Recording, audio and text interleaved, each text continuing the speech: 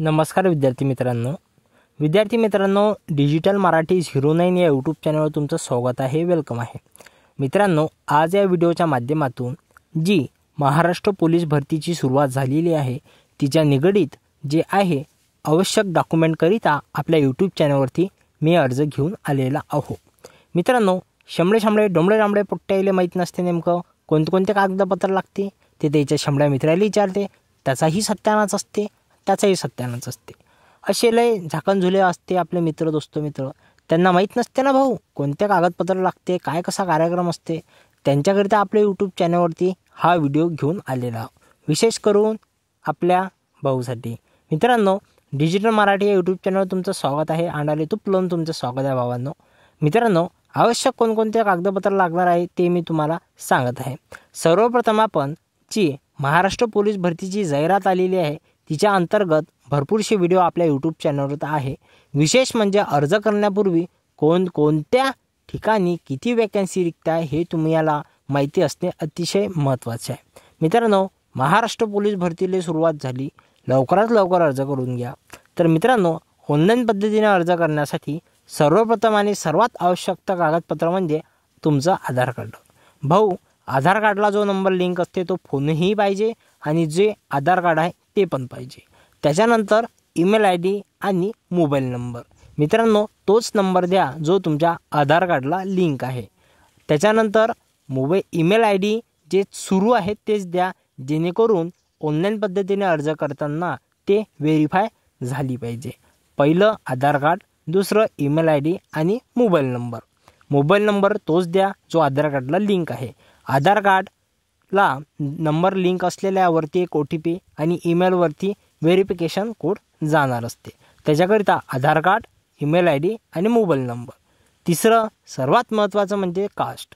तुमची जेही कास्ट असेल, OBC SC NT वगैरे ज्याही जाती धर्मपंथातून म्हणतात त्याच्यासाठी तुम्हाला कास्ट पाहिजे। आणि सर्वात महत्त्वाचं म्हणजे डोमिसियल।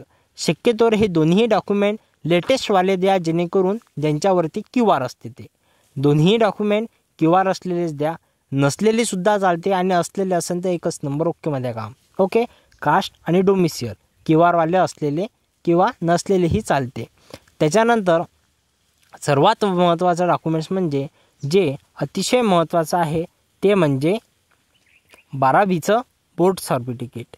मित्रांनो, तुम्ही जर 12वी पास असाल तर तुम्हाला 12वीचं बोर्ड प्रमाणपत्र पाहिजे। आणि विशेष म्हणजे तुम्ही बॅट्समन या पदाकरिता जर अर्ज करत असाल तर इथे तुम्हाला 10वीचं सुद्धा बोर्ड लागू शकते। पण तुम्ही पोलीस कॉन्स्टेबल, SRPF, त्याच्यानंतर कारागृह पोलीस यांच्यासाठी अर्ज करत असाल तर तुम्हाला 12वीचं बोर्ड प्रमाणपत्र लागणार आहे। त्याच्यानंतर सर्वात महत्त्वाचं कागदपत्र Aadhaar card, email ID, mobile number, caste, domicile, QR असलेले चालेल आणि 12वीचं बोर्ड प्रमाणपत्र हे सर्वात महत्त्वाचे डॉक्युमेंट आहे। त्याच्या व्यतिरिक्त सर्वात महत्त्वाचं डॉक्युमेंट्स ते म्हणजे नॉन क्रिमिनल। जर तुम्ही OBC कास्टमधून येत असाल तर तुम्हाला नॉन ही लागणार आहे। मित्रांनो, नॉन ही SC ST या कास्टला लागत नाही, पण तुम्ही जर OBC या कास्टमधून येत असाल, इमाव OBC अदर बॅकवर्ड क्लास या कास्टमधून येत असाल तर तुम्हाला नॉन क्रिमिनल हे लागणार आहे। त्याच्या व्यतिरिक्त Aadhaar card, email ID, mobile number, caste, domicile, 10वीचं बोर्ड, नॉन, त्याच्यानंतर आहे फोटो आणि साईन। मित्रांनो, तुम्हाला लेटेस्टवाला फोटो आणि साईन हे लागणार आहे। त्याच्या सर्वात महत्त्वाचं म्हणजे तुम्हाला फोटो, साईन आणि या व्यतिरिक्त जर तुम्ही NCC किंवा SSC NCC झालं असेल तर त्याचं प्रमाणपत्र लागणार आहे। तर तुम्ही भूपंगागस्त, अपंगागस्त, माजी सैनिक या सर्व याच्यात जर मोडत असाल तर तुम्हाला त्यांचेही प्रमाणपत्र पुरावा हा लागणार आहे। तर मित्रांनो, महाराष्ट्र पोलीस भरतीकरिता कोणकोणते डॉक्युमेंट लागणार आहे ते मी तुम्हाला सांगितलेले आहे। आशा राहीन मित्रांनो हा माझा व्हिडिओ तुम्हाला आवडला असेल तर नक्की भाऊ मन भरेपर्यंत, ठीक आहे। चला भाऊ, या व्हिडिओला थांबून घेऊ। जय हिंद, जय भारत। आणि शक्यतोवर हे सर्व डॉक्युमेंट ओरिजिनल द्या, असेल तर नसेल तर मग आपल्याला पर्याय आहे गंजीर गार्डन नदीले पूर. हां चला भाऊ व्हिडिओला थांबून घेऊ. धन्यवाद.